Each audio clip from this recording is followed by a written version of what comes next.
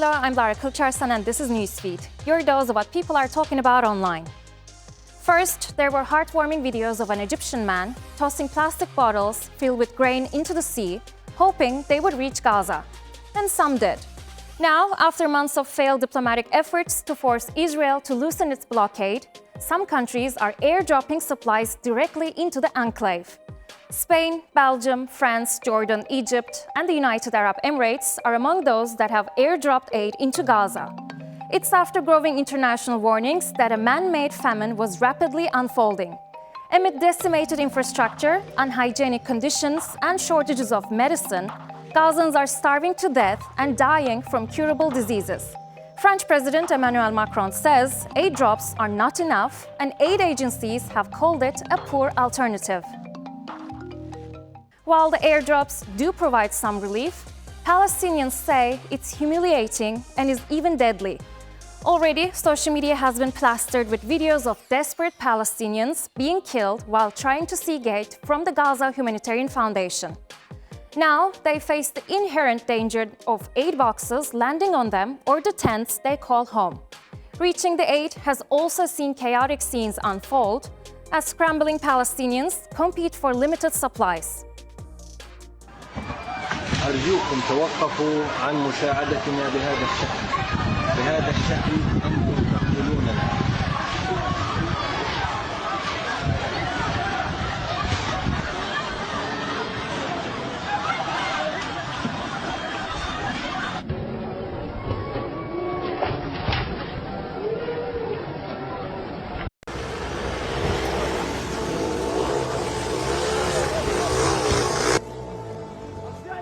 ليش يعني ما لازم نحن نجري ورا المساعدات للبلد ونقعد نجري هذا وهذا؟ ليش يا عمي توقفوا كل هالرمي هذا الذل اللي بيصير فينا؟ يا عمي لازم يجي الشاحنات من المساعدات عشان الواحد يجي باحترام يروح ياخذ كبونته، مش فوق بعض غير كاتل ويموت عشان يجيب، الضعيف والكبار في السن ما يقدرش يجيبوا.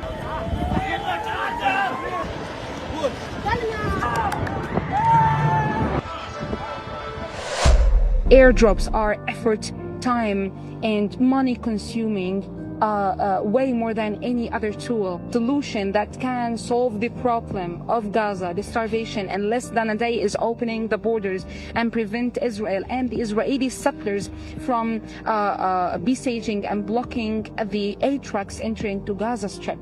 This is the main solution that must be taken, not just having another coward, shameful way, which is the airdrops that consumes time, effort, and money.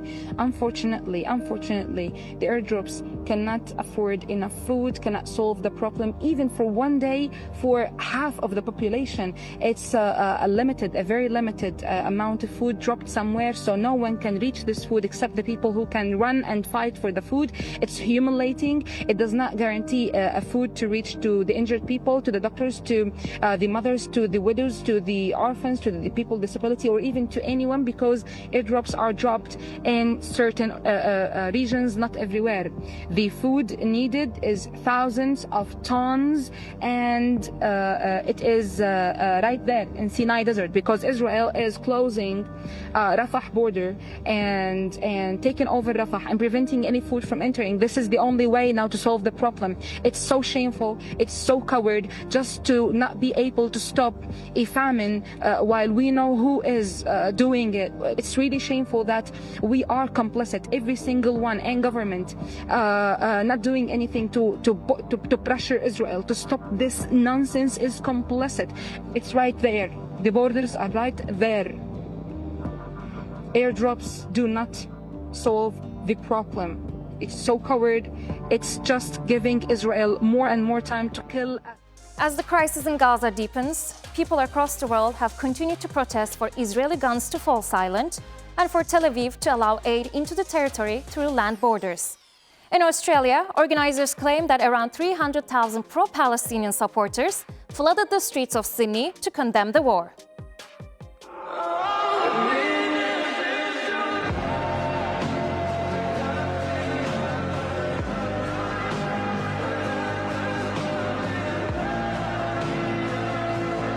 It's a humanitarian crisis, and for everybody in the world, we can't be turning away from it. It's massively appalling to me that this is happening in our day and age and nobody's stopping it. We're here with Ahmed, who's actually from Gaza. Ahmed, how does it feel to see so many people supporting the people of Gaza? Happy and كيف surprised. The numbers is way more than what I would have expected for sure. I think if you have a child at home, you should be able to emphasize more about what's happening over there, especially the children and other families. So it's great to see like the collectivism of everyone, not just Muslims, but beyond that as well. Music streaming platform Spotify is under fire for uploading AI-generated songs under deceased artists' names without clearly labeling them as such. One example is Blaze Foley, a country artist who was killed nearly 40 years ago. But in July, a track called Together appeared on his Spotify page. Initially flagged by a fan for closely imitating Foley's sound, the track triggered a broader investigation. It was later removed for violating the platform's deceptive content policies. Spotify now is using deceased artists' voices to create AI songs without their permission. They took Blaze Foley, who died in 1989, he was a country singer, and they released a new song called Together using his voice, and it's basically a slow country song. So they're releasing new material by Blaze Foley, and they have a different picture of an artist there. I mean, this is just absolutely ridiculous. I cannot fathom what they're going to do next. So now so many bands are leaving Spotify, like King Gizzard, I think Deerhoof left. There's a lot of bands, you can look it up. But I totally get why they're leaving, because this is just like unconscionable. Foley isn't the only one. AI-generated music also appeared on the page of Guy Clark, who is a Grammy-winning country legend who passed away in 2016. Spotify says it will take down tracks that use AI to impersonate artists in misleading ways. But fans say the platform isn't doing enough to address this growing issue. On Reddit, one listener said that AI songs are already showing up regularly in curated playlists like Discover Weekly, sparking concern that the technology is slipping into mainstream music without transparency. Another user pointed out that the real issue isn't just AI mimicking deceased artists, but the lack of safeguards preventing anyone from uploading music under an existing artist's name and collecting plays goes unnoticed for days or even weeks. Now, many users are calling on Spotify to introduce clear tags for AI-generated music, or the platform will risk losing listeners altogether. Spotify is supposedly bloated with AI-generated music, and some say it is ruining the platform. Spotify technically prohibits AI music that imitates other artists. So, in other words, you can't create an AI version of a famous person singing a song that they've never actually recorded. But what if the artist just sounds very similar to another artist, but isn't claiming to be them? That's where it gets trickier. There's an AI-generated band on Spotify getting hundreds of thousands of plays. They're called the Velvet Sundown, and they have over 300,000 monthly listeners. Let me play you their top song. It's called Dust on the Wind. Raise your hand, don't look away. That song has over 200,000 plays since its release at the beginning of June. But I do think that these platforms are getting increasingly overrun with AI-generated music, and I think very soon record labels are see the ability to generate music without artists and to do it super cheaply and take a lot of shots at publishing music and trying to have a hit without having to pay human beings. And I just really worry about where that's going. Behold, Internet, there's a new sheriff in town. One with a lot of experience. Reddit now wants to become a search engine. The website has more than 70 million weekly users, and its AI-powered Answers feature, which launched in December, is now used by 6 million people. Reddit answers functions like ChatGPT, responding to user questions by pulling from the platform's massive archive of discussions, instead of simply returning links or posts. The feature is currently available in a number of countries, but the company plans to expand it globally. Eventually, Reddit wants to combine its main search tool with Reddit Answers and redesign the app to make the search bar easier to find. From being a therapist to a best friend, ChatGPT is used for almost everything and probably holds a huge amount of intel on people worldwide. Recently, OpenAI CEO Sam Altman warned users that their chats could potentially be used as evidence in court. Now, there is another reason why you should never fully trust the AI chatbot. It has shared private chats with Google and only removed the feature after users found out and pushed back.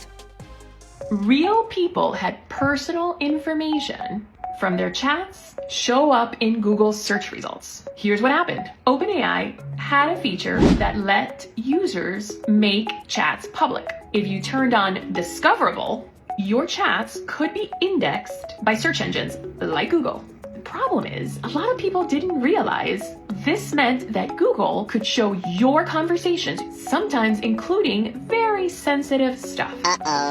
There was backlash. Right away, OpenAI shut it down. And no, this wasn't a hack. Nobody broke in to steal the chats. The chats were made public because users actually clicked on share without fully understanding the risks.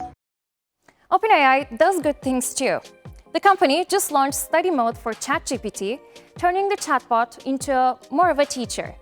While students have already been using it to help with homework, this new feature makes it genuinely useful for both students and teachers.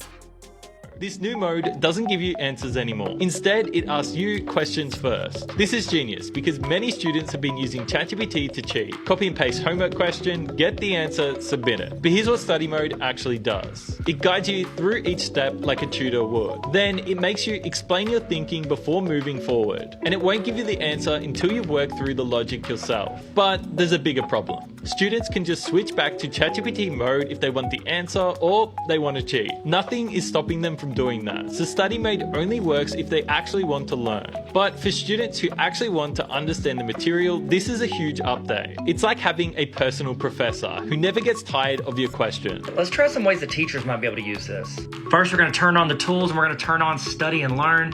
I am a 10th grade biology teacher and I'm trying to teach students in the state of Arkansas about photosynthesis. Can you help me come up with a scaffolded plan to teach this to a diverse group of learners? Hit enter.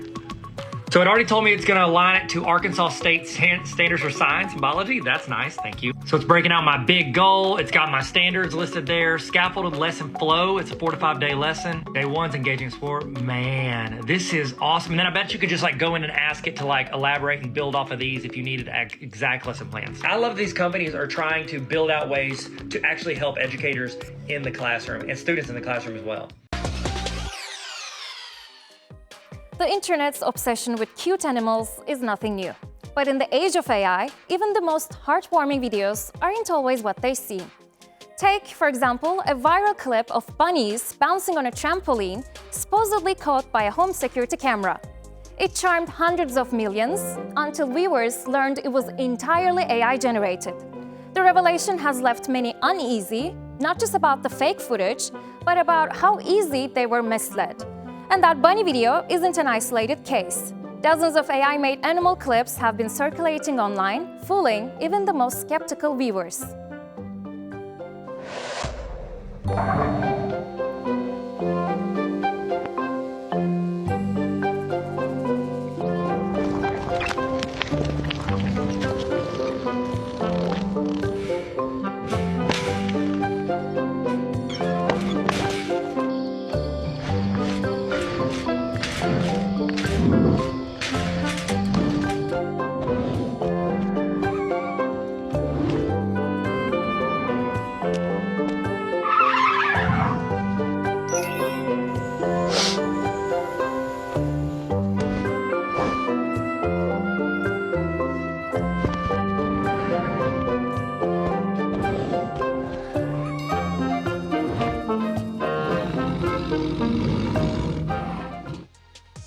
And that's our show. Find our latest stuff on YouTube and do subscribe to our channel. See you soon.